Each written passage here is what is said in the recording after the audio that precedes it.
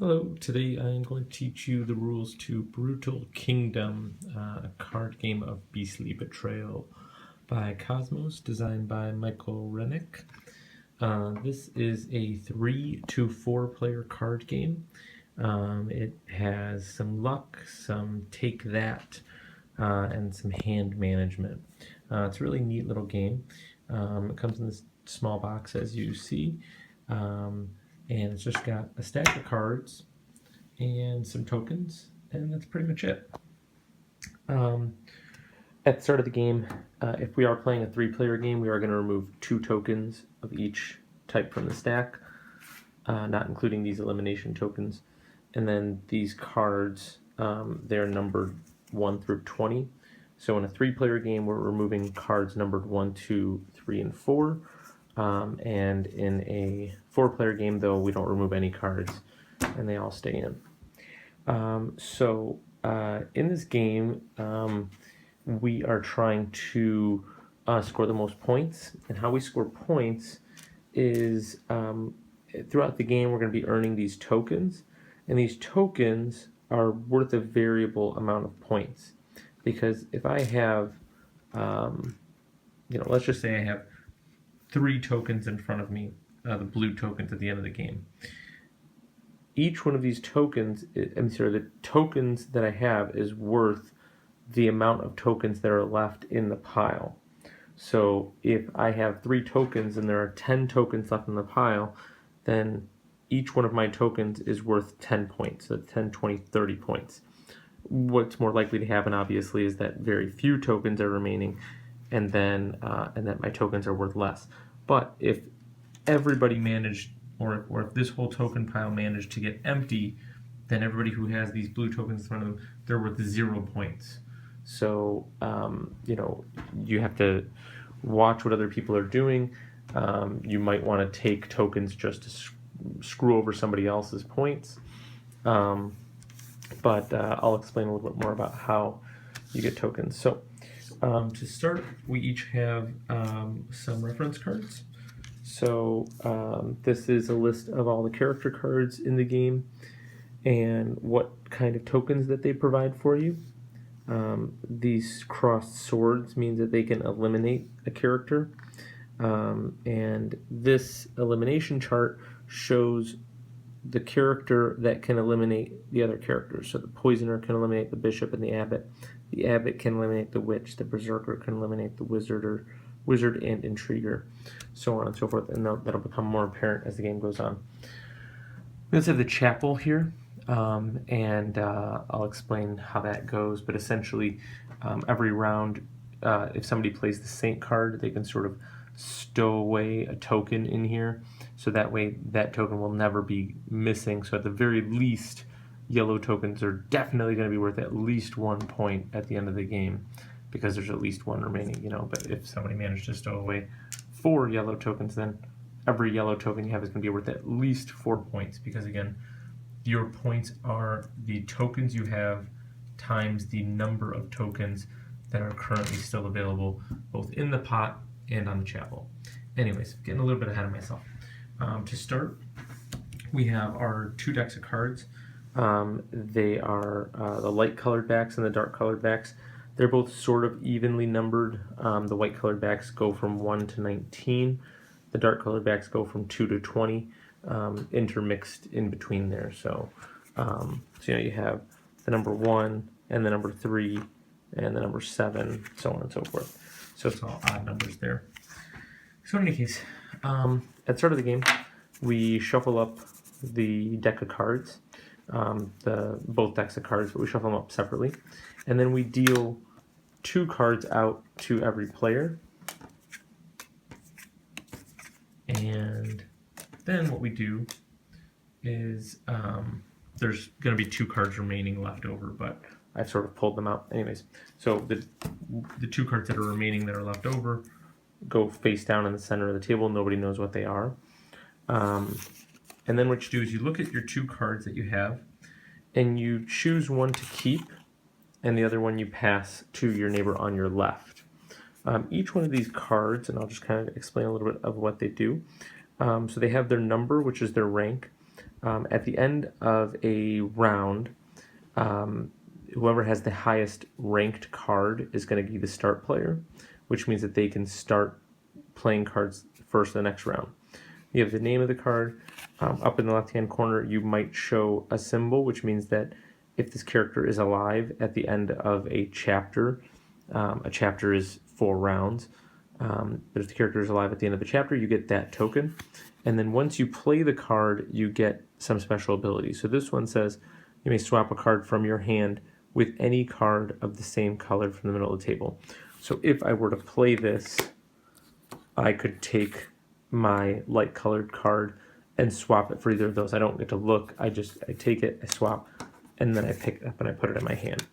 So, in any case, you have 2 of these cards, one of them you keep, one you pass to your neighbor on your left, and everybody is doing that simultaneously.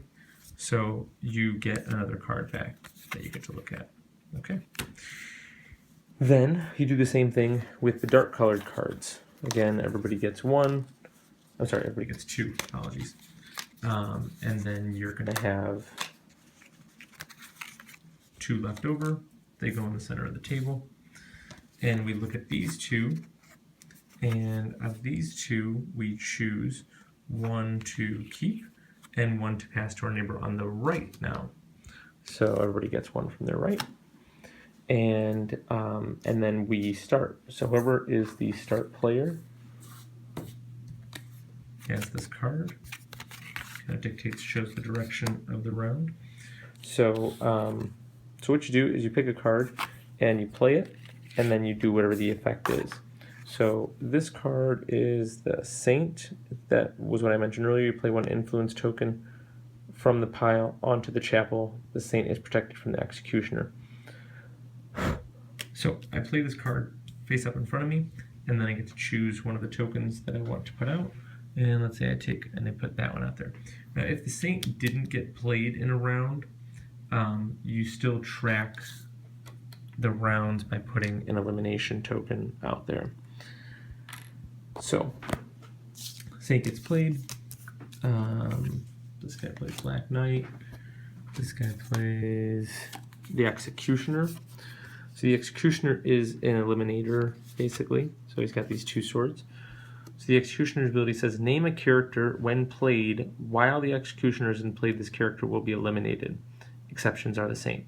So as soon as somebody plays this card, they can name any other card that's out there. And if that card gets played after the Executioner gets played, then that character card is eliminated. But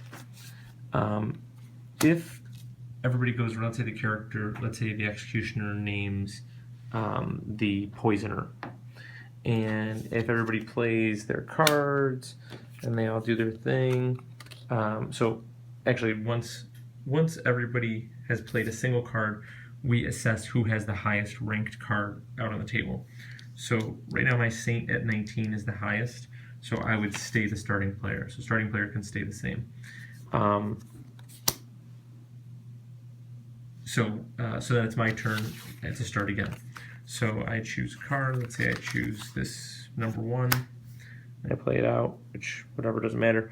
So everybody plays their cards, and again the Executioner was looking for that Poisoner, but now that the Executioner is covered up, the call that the Executioner made to kill the Poisoner is no longer valid.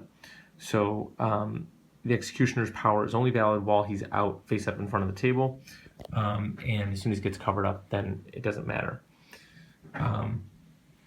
Most other cards have the ability to eliminate somebody if they are out on the table when they come out. So essentially, the assassin here says they can eliminate the king or the queen. So once they get played, the immediate effect is to eliminate the king or the queen. Now you see the queen is over here, but the assassin got played first, and the king or queen was not out on the table. So this effect only happens immediately. So the assassin got played, king or queen was not out, so nothing really happened. Then this player played their queen because essentially they feel safe because the assassin is out. But if you look here on the board, the assassin can kill the king or the queen, but the king can also kill the queen. So if the king is still out there and the king gets played, that will immediately kill the queen. And vice versa. If the king was out and the queen came out, then the queen would immediately kill the king. So we have all played our cards. We assess who has the highest rank again. Now it's the queen with a rank of 15, so the queen becomes the starting player, and the queen gets to play her cards. After we've all played our 4 cards, I actually haven't shown you what happens when somebody gets eliminated, actually.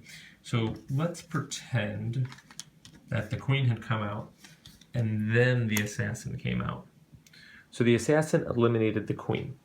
Now, the queen, along with anybody that's underneath her, gets flipped over and they don't score any points for the end of the round.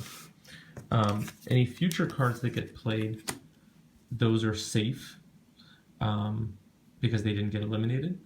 And at the end of a round or a chapter, when all 4 cards have been played, every card that's still face up, that's how you get these tokens. So these 2 cards are face up, so this player's going to get a yellow token and a green token. But these 2 cards that were flipped face down, doesn't matter what they had on there because they're not going to score any points with them because they were eliminated. So it's very devastating if someone were to kill your 4th character card. Let's say you have all your character cards out, and somebody kills your 4th character card. All of these character cards get flipped over, and you don't score any points. Now, the person who did the eliminating scores an elimination token, and these are worth 1 victory point, no matter what. This is given if you kill 1 person or if you kill the whole stack of people. It doesn't matter. You still only get 1 elimination token. These are worth 1 point. These are worth 3 points. So if you had 3, you could just turn them in for a 3-pointer. So after everybody has played their 4 cards, then we still assess who was the start player, even at the end of the chapter, because they're going to start the round next time. And this goes on for 4 chapters. Each chapter is 4 rounds, which is 4 cards. So we do this 4 times. And then even at the end of the 4th chapter, at the end of the last card played, we still assess who gets starting player, because if the tokens are limited, it goes in preference of start player, basically. So that can make some choices a little bit sticky for everybody. So then after everything is played, after the 4 chapters are done, after the first chapter is done, we just take all the same colored backs, shuffle them up, deal them out just like we did the first time, and play each chapter just like we did. After 4 chapters, the game is over, and we assess, again, how many points we have. So it's the number of tokens times whatever tokens are still left in the pot, plus whatever was saved off in the chapel, and then those are your points. And whoever has most points wins. All right, thanks for watching.